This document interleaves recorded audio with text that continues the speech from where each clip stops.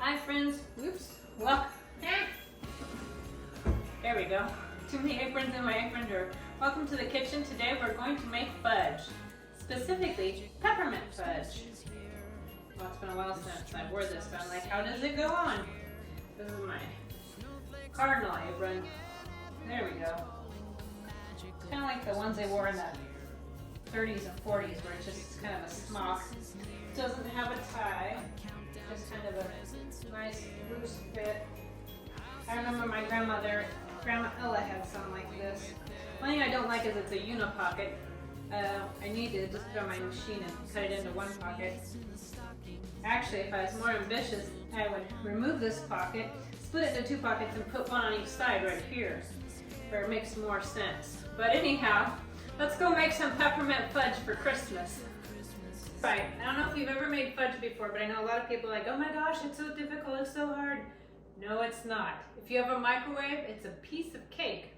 So we're starting with about 1.5 cups of chocolate chips. I have some semi-sweet and a few of these chunks that are dark chocolate because I had some left over, so I thought I'm going to add them in here. So a little bit more than 1.5 cups. And we're going to add to that a can of sweetened condensed milk.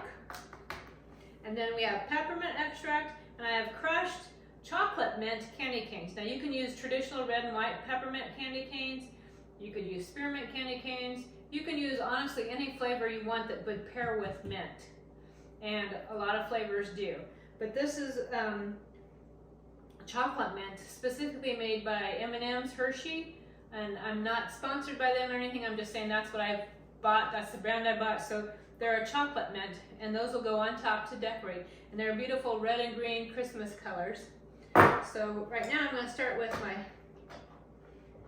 sweetened condensed milk. Get the can open here before it gets all over. There we go. And using my little spatula from Aunt Penny, we're going to put this in here, and then we're going to microwave it. We're going to start with 1 minute, and you want to watch because you don't want your chocolate to get all gross. And by gross, I mean where it would seize and it gets just kind of cakey and hard. Now, I have recovered from stuff that I've accidentally microwaved too long, but it's tricky, it takes some experience, and it's just better off if you don't do it. So I'm going to give this a little bit of a cursory stir because it'll do better once it's been microwaved down some. I'm going to save that here to rest my spatula on. So now we're going to go put this in the microwave for a minute. So it's been in there 1 minute. I'm going to give it a stir and see how much of it melts. Now it doesn't need to be fully melted at this point because it's still got some residual heat, so that will help it continue to melt. So I just want to see how much it comes together to see if I need to do another, say, 15 seconds or so. And it does look like, well, it might be enough. Nope, I think I'm going to put it in for another 15 seconds, 20 seconds. But you can see it's still got a little bit of lumpiness, and that's why I want to put it in there for just a little bit longer. So I did another 20 seconds. And that's about exactly where you want it because it's pretty much pretty smooth.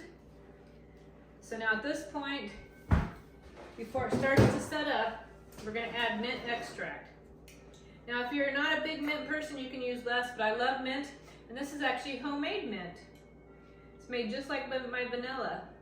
I used vodka and some whole fresh mint that I've grown myself. And I'm going to stir that in to add flavor. And then we'll put it in the pan and top it with the crushed candy. You can also make lemon extract the same way by using some lemon peel. Just like the mint and the vanilla. Actually, I might do a smidge more because I like mint. And it doesn't seem very strong. So I want a little bit more. It's one of my favorite things. I love mint tea. I love mint gum. I love mint like an Andes mint. So now we're going to spread it into a prepared pan. I've already lined it with parchment so that'll make it easier to take out and to cut once it sets up. Put this in the pan. Now this one is one I've adapted off of Pinterest. I found it there and decided to make it the way I wanted to make it. So that's how most recipes are for me. They're just suggestions, and then I decide from there what I want to do with them. If I haven't made anything like it before, then I'll stick pretty close to the recipe. But if it's something I've done before and I'm fairly confident, then I will tamper it, tweak it, change it to suit my taste, my desires. And that just comes from experience. I've been baking and cooking, gosh, I'm 56, so let's see. Probably maybe close to 30 years. So now the last step is we're going to sprinkle some of these on and then kind of press them in so they stick to the fudge.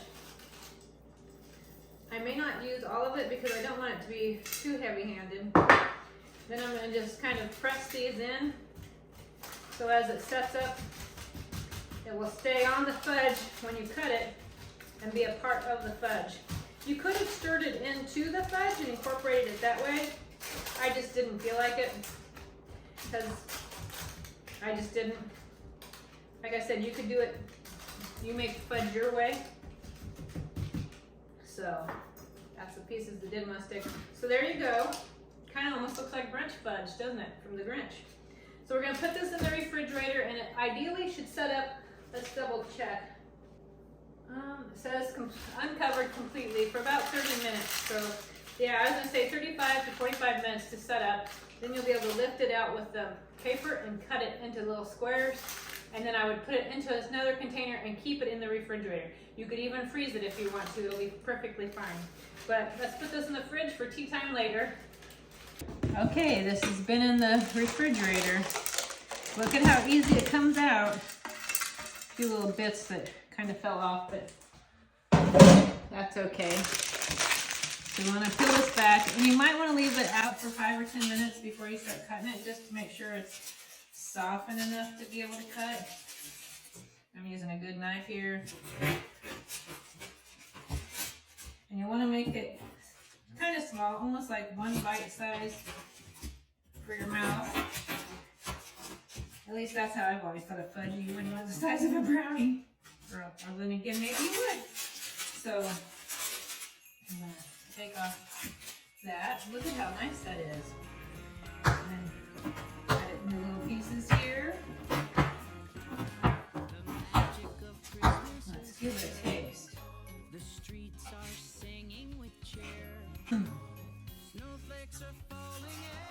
Chocolatey, minty.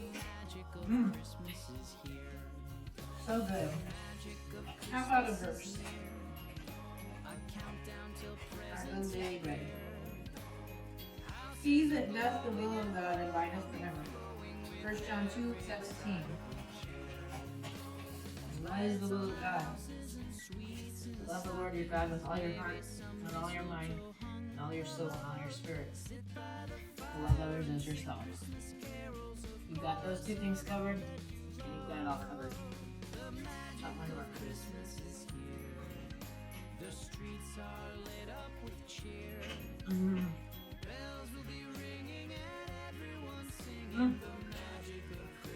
I like how Christmassy it looks.